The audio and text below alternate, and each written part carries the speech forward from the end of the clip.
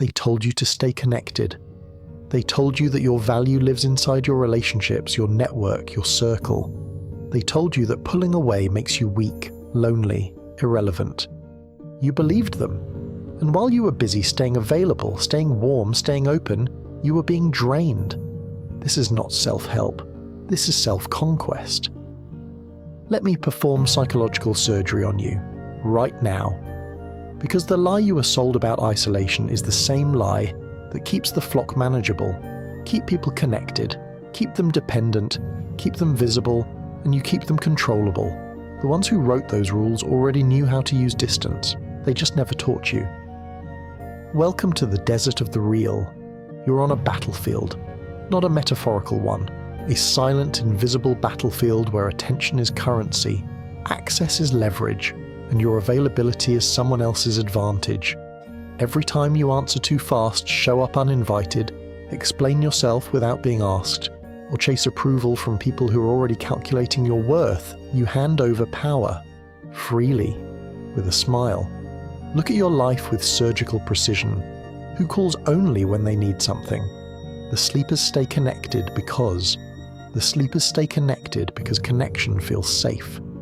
The awake understand that strategic isolation is armor. It is not loneliness. It is not bitterness. It is architecture. You are not running from people. You are positioning yourself above the noise so that when you move, it means something. Machiavelli did not write a guide for the wicked. He wrote a manual for reality.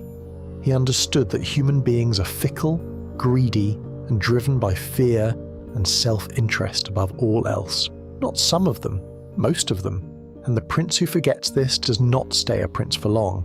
By the end of this video, you will see the strings, the ones others pull on you, the ones you pull on yourself, and you will know exactly how to cut them. This is not cruelty. This is clarity. Law number 1. The vacuum of absence, the psychological theory, scarcity bias is hardwired into the human brain. When something becomes less available, the mind assigns it greater value. This is not opinion. This is behavioral science. Studies on reactance theory show that people want most what they feel is being taken away. Your constant presence cancels this effect entirely. When you are always there, you are furniture, familiar, overlooked. The moment you create a vacuum, cortisol spikes in the people around you. Their brain treats your absence as a threat to resources, and threatened people pay attention. The Machiavellian application. Stop explaining your absences. Stop apologizing for your silence. You do not owe anyone a real-time account of your movements. Begin withdrawing access in measured, deliberate increments. Respond slower. Attend less. Speak only when your words add weight. The key is consistency without coldness. You are not punishing anyone. You are recalibrating the terms of engagement. When someone asks where you have been, give them something minimal. Focused on something. Full stop. No elaboration. Watch what they do with that vacuum. Watch who fills it with effort and who fills it with resentment. That data is more valuable than anything they would have told you directly. The expected reaction. People who benefited from your over-availability will feel the shift first. Some will pursue you. Some will test you with guilt. A smaller number will respect the change without saying a word. That last group is worth noting. They understand leverage. The ones who respond with anger are showing you exactly how much they relied on your compliance. The warning. Absence is a tool, not a lifestyle. Disappearing entirely collapses relationships you may need. Use measured. Withdrawal. Strategic, not absolute. Law number 2. The armor of limited disclosure. The psychological theory. Information is the primary currency of social power.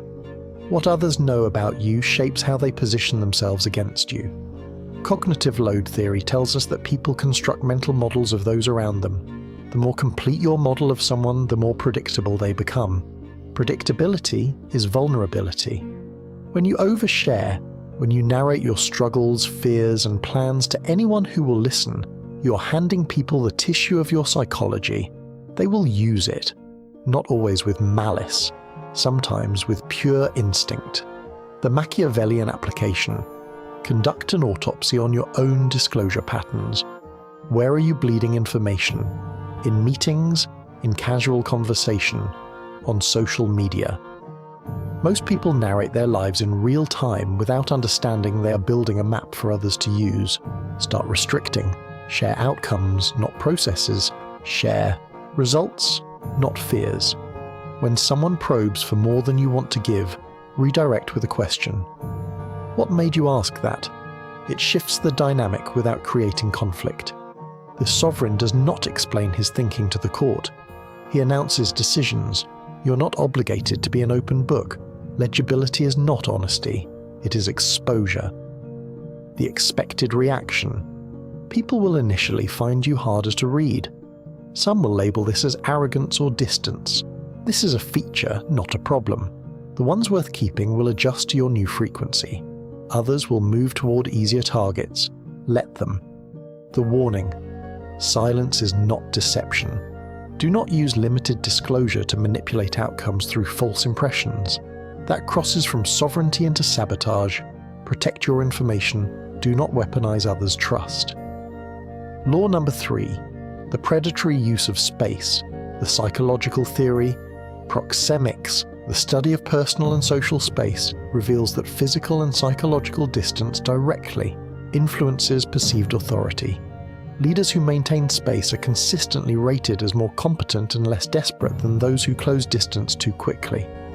Neuroplasticity research confirms that repeated exposure to someone who maintains emotional distance trains those around them to approach with more care.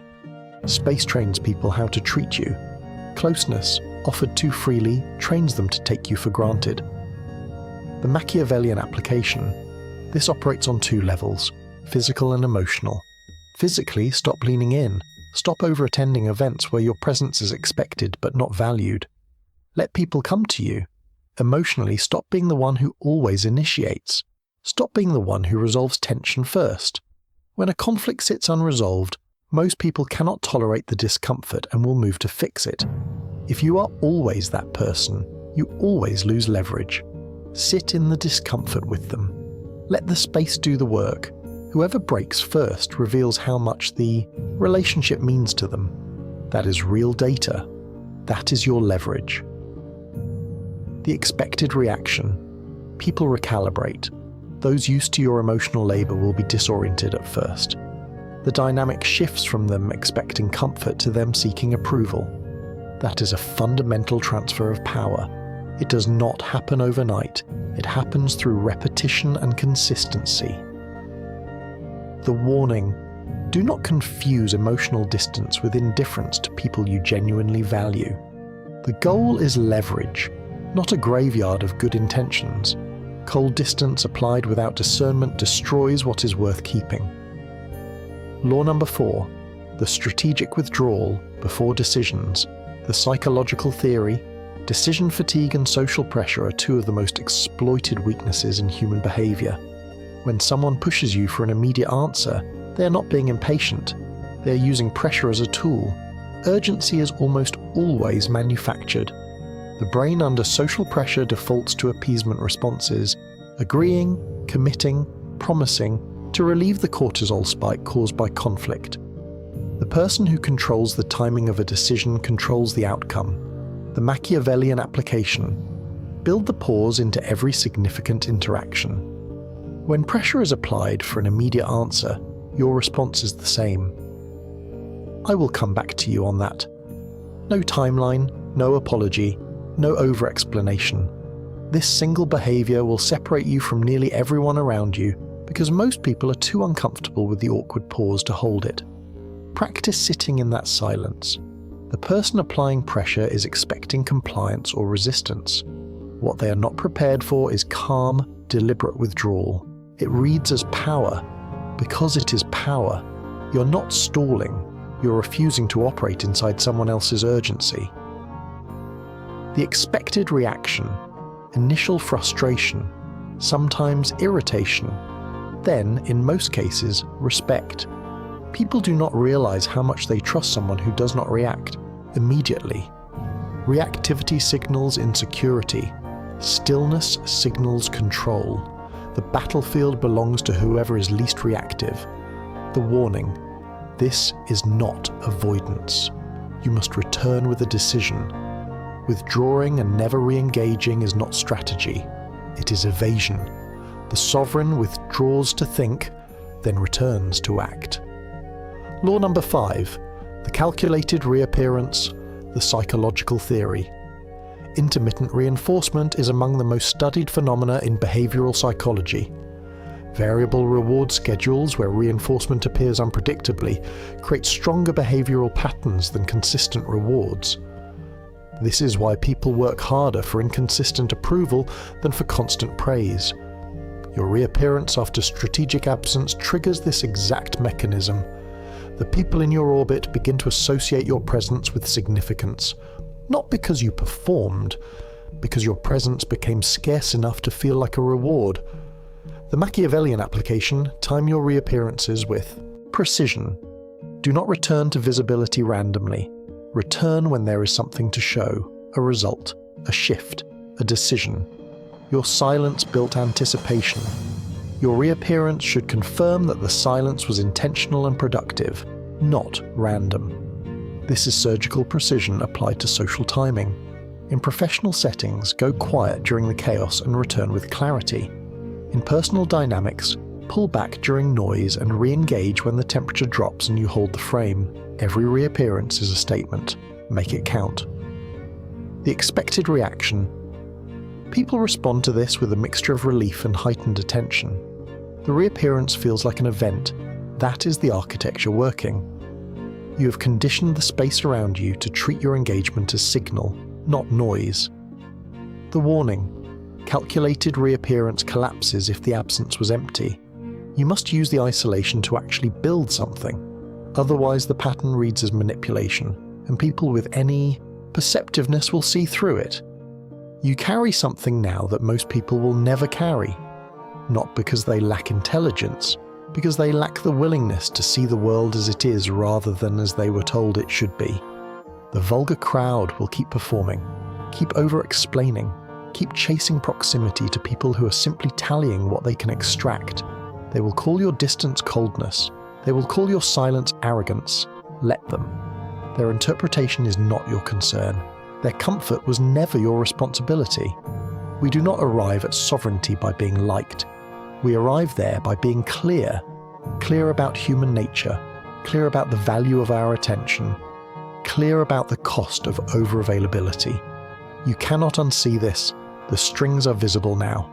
Every room you walk into, every conversation you sit inside, every request for your time or your energy, you will feel the mechanics underneath it. That is not paranoia. That is precision. The abyss of this knowledge is that it comes with weight. You will watch people operate on pure instinct and see the blueprint behind every move they make. That is not a burden you can put down. It is armor you learn to wear. This is not about becoming predatory toward the people in your life. It is about understanding that the invisible game is already being played, with or without your awareness. The only question is whether you are a piece or a player. You are done being a piece. Subscribe if you are ready to stop being a spectator. And if you want what the algorithm suppresses, join the architect level. Uncensored strategies. The frameworks the masses will never access, because they are still waiting for someone to tell them everything is fine, everything is not fine. But you are no longer operating from survival. You operate from sovereignty. Now act like it.